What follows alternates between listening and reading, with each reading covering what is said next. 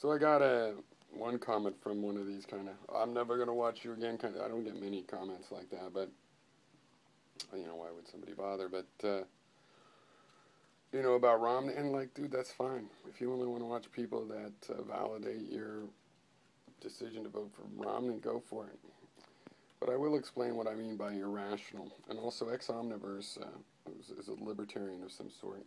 I'll leave him to define himself, but was talking about the difference between irrational best interest and your perceived best interest. And it's a good distinction. It's a very, very important distinction for us all to remember. But it's also a forever distinction, right? You never will find out exactly rational, absolutely rational, by traditional meaning of that word, which is actually somewhat ill-defined. I have a technical definition of the word rational. I believe it comes from ratio. It has to do with comparing things, measuring things through comparisons. You have to compare. So a rational decision means you truly compared the two things being decided over.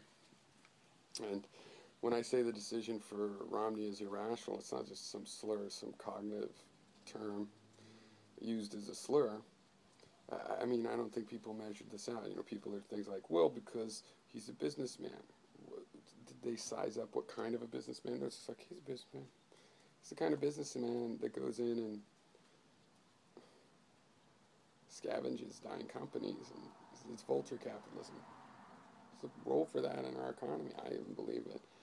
It's not just like business, it's business. In a world where the Republicans want to badmouth someone for being a community organizer, how hard's that? How hard's that to keep everybody feeling like they got something out of some effort, some organized effort? It's not that easy.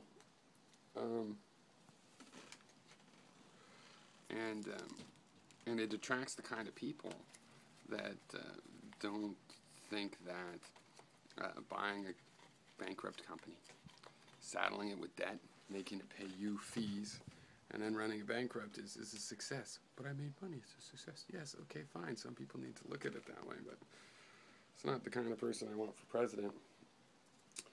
And people are just making all kinds of excuses that don't seem to all hook together. The comparisons seem unmade to me, so I call that irrational.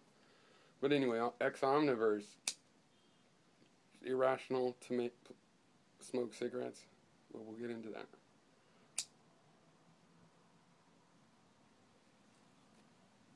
It's a matter of time scale and risks, and we just know the risks are pretty bad, but 20% of people get lung cancer. That's pretty bad risk.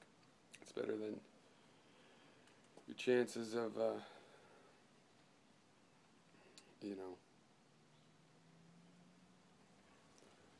have better chances of winning at craps than you do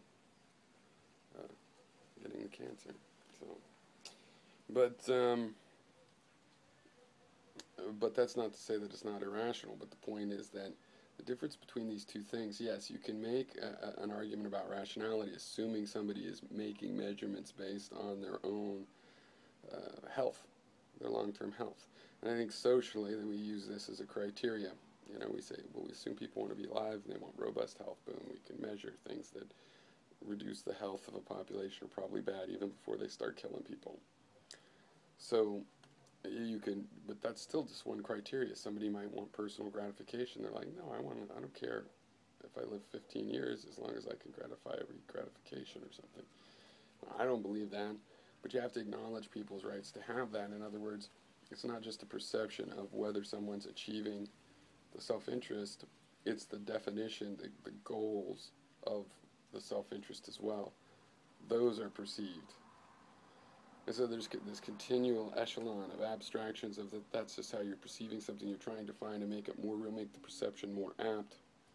But this dichotomy between your rational self-interest and your perceived self-interest is always going to be there. It's what keeps you looking into and refining it. That is the idea. You can't improve your measurements and therefore increase the rationality in your decision. But but when people use it of like to defend some political system of like, hey, I mean, not what you think your best interest is, but your real best interest. Well, if they're trying to call upon some objective sense of your real actual best interest. You can't do that because let's say we take this social thing of most robust health. Well, how do people do? Are they allowed to climb mountains? They might break their leg. Are they allowed to go to the gym? They might, twist their shoulder, or they might build up muscle. You don't know. Is the risk worth it? How do you get the absolutely good dog break up a cat fight? She did not like a cat fight. Good job, Lily. You called off the hunt once the fight was broken. You're a good dog. I know those two fat cats have been quarreling lately. But in the end, you're not going to determine exactly what the most rational thing to do is because you can't decide if, skydiving in a flight suit, or what do they call those things, wingsuit, is rationally worth it. Do they absolutely measure all the risks? And compared to what? Well, compared to the pleasure they get out, which makes it fundamentally perceptual in the end. The best interest is ultimately for a person you have to do with things that are not, that are subjectively based. They are not just, oh, this will make my lifespan 7 years longer, therefore I will not eat salt. It is rational not to eat salt. No, maybe it's rational to enjoy your meals and live 7 years less. It depends on what the criteria are.